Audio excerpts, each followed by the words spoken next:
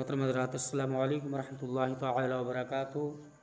حضرات، میری ویڈیو کو پورا دیکھنا اور غسل کرنے کا طریقہ اچھی طریقے سے آپ حضرات سمجھنا، کیونکہ غسل ہی سے سب کچھ ہے۔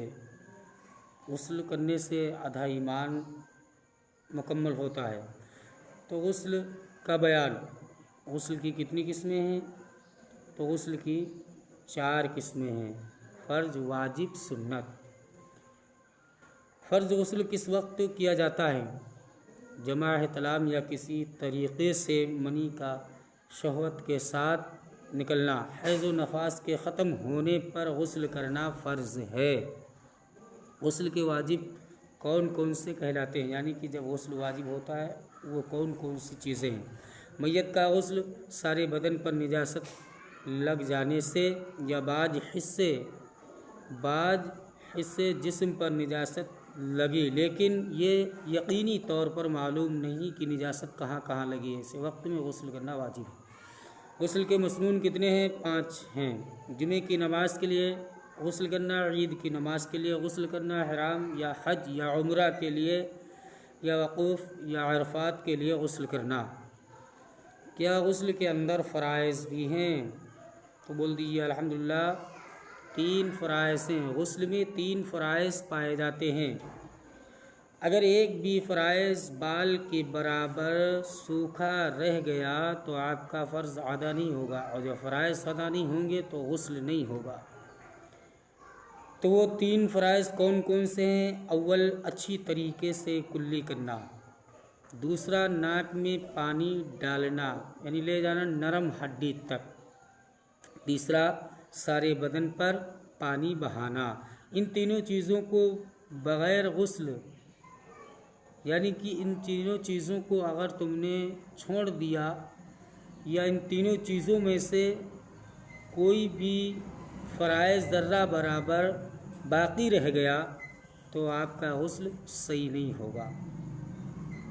یعنی کلی یعنی غرارہ کرنا، کلی کے ساتھ یعنی غرارے کے ساتھ کلی کرنا، اور اگر روزہ ہو تو اس کا احتیاط کرنا۔ غسل میں سنتیں کتنی ہیں؟ تو غسل میں 10 سنتیں ہیں۔ نیت کرنا، دونوں ہاتھوں کو دھونا اور بسم اللہ الرحمن الرحیم پڑھنا۔ شرمگاہ کو غسل سے پہلے دھونا، یعنی کہ غسل سے پہلے شرمگاہ کو دھونا، کمر کے نیچے سے، یعنی کہ کمر کے نیچے سے پیر تک، یعنی کمر کے نیچے 3 مرتبہ دھونا،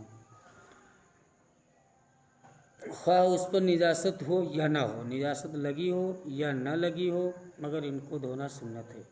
وضو کرنا، 3 مرتبہ سر اور تمام بدن پر پانی بہانا، 3 مرتبہ سر اور تمام بدن پر پانی بہانا، قبلے کی طرف منہ نہ کرنا، تمام بدن پر پانی مل لینا تاکہ ہر جگہ پانی اچھی طرح پہنچ جائے۔